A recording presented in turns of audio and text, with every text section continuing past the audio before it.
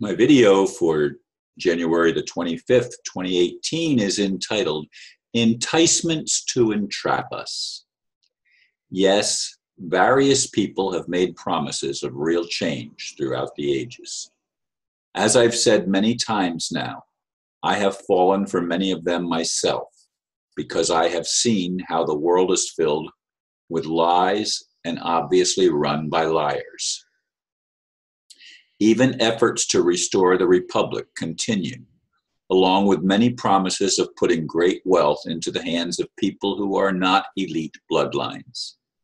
Many of us want real change that can be experienced, not simply believed. As I keep saying, it is hopium, a drug promising relief and changing nothing. The latest comes to me from Shah Bin Abdul, likely a fictional character. He says, quote, "This transaction is genuine and legal," end quote. Yeah, and just like so many others that produce nothing. How can we get off this merry-go-round that goes nowhere? Does humanity have any real chance of escaping the matrix? I wish I knew for sure. But then only what actually happens in the now can ever be trusted. The rest is wishful thinking and nothing more. The saying, quote, "It's a sad state of affairs," end quote, is true. Yeah, I've really wrestled with this video, and I'm wrestling day by day with each video. I have, of course, a couple people that Aristo, I need to do another video with him, and perhaps another one with Valentine. Valentine keeps after me, but he doesn't communicate straightforward. He sort of approaches it in an oblique manner. And he uses all caps in his communication, which to me, it's like he's yelling at me. And I've mentioned that to him, but that's the way he wants to do it. And it challenges me, to say the least.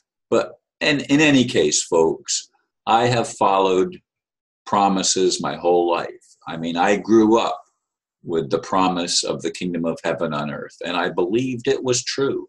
And I spent most of my life trying to, or expecting, not trying, expecting to see the kingdom of heaven on earth. But what is this kingdom of heaven thing? I'm not sure I even know anymore.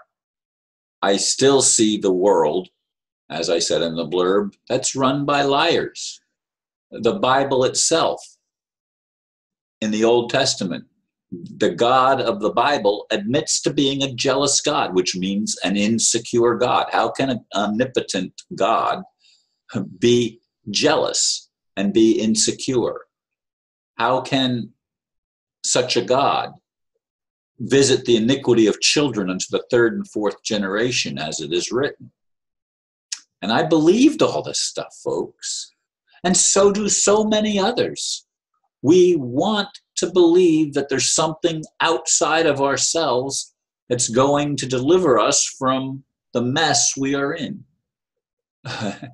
And who was it? What a revolting development this is. Was that Abbott and Costello? I don't remember.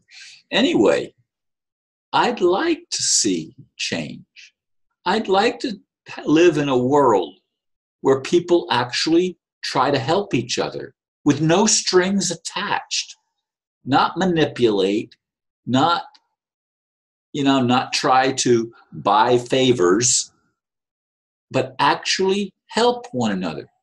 But that's not the world that I've experienced. It's not the one you've lived in. Oh, occasionally when things get really bad, sometimes, especially when it's something like 9/11 or something like that, all of a sudden for a while, people seem to have an outburst of generosity and of a willingness to help and to get on the same page. But it doesn't last very long because the controllers keep doing things that will incite and generate more fear, because fear is the state of mind that they want to keep us in. The uncertainty of not knowing that we're safe, that the world is going to bring us good things, that nice things are going to happen in our lives, rather than calamity following calamity. This is the dilemma that we all face. This is the merry-go-round that we're all on. And apparently, we've been on it for a long time. And it doesn't build on what went before. Every life is a new life, as if it's brand new. Very few people come in with a good recollection of what happened in a previous life. It does happen. And perhaps it's happening more. I don't know. Certainly, with the media the way that it is, we know more about it than perhaps we've ever done before. But that doesn't necessarily mean anything, because we live in an age where we have the computers and we have the media that is now at our fingertips for not everybody in the world, certainly not the poor people in third world countries, nor even in first world countries for that matter. But for those of us that are of moderate means, we have technology at our fingertips, but the technology wants to produce machines that look like humans in some cases, or clones they're called, that have no soul, that have no ethical standard by which they operate, because the controllers have no ethical standards. Now, like many of you, I read a lot of things, I get a lot of information, I try to listen to various videos that are put forth with alternative ways of seeing things and things that produce hope. I mean, I still, follow David Wilcock, and the people that offer hope. I try to pay attention to what they're saying. But even those that say that changes are underway, it's delay after delay after delay. The RV is going to happen any day now. Now, I was told that a year and a half ago, over a year and a half ago now. And I invested $60 in this RV thing. Is it ever going to produce anything? Probably not. I'm not holding my breath. Would I like to see it happen? Yeah, it would be perhaps a step in a positive direction to put greater wealth into the hands of people that are not part of the establishment. But would the money simply go to our heads if that's what happened? Would we become entrapped simply by believing that we have and can do whatever we want? Which, of course, the elite believe they can do whatever they want and get away with it. Now, is the elite establishment coming down with Pedalgate and Pizzagate and all that stuff? Yeah, it seems to be, but what is real? It hasn't happened, to my knowledge. Hillary and others are still free, perhaps. There's always reports that say the opposite, but that's been going on forever.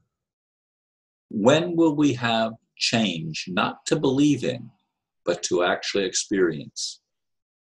We have been entrapped, and we continue to be enticed by those entrapments. I'd like to be free of this, whatever it takes, whatever that means. I'm tired of going around and around and around and getting nowhere. I'm tired. I want to experience life and joy unspeakable, full of glory. Thank you for listening. Namaste.